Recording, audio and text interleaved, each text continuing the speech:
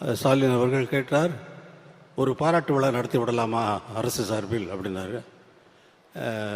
நீங்கள் நடத்துகிறதா இருந்தால் அதே சிம்பனி ஆர்கெஸ்ட்ரா இங்கே வந்து நம்ம மக்களுக்கு அதை காட்டுனா நல்லா இருக்கும் அப்படின்னு. அப்படியே பண்ணிடலாம். ரொம்ப சர்வசாதாரணமாக சொல்லிட்டாரு.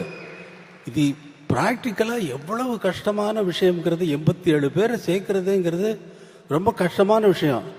அதில் ஸ்ரீராம் பட்ட அவஸ்தை, அந்த ஆர்கெஸ்ட்ரானுடைய இன்சார்ஜாக இருக்கக்கூடிய பீட்டர் இங்கே தான் இருப்பார், நான் பேசுகிறேன் கேட்டுட்டு இருப்பார்.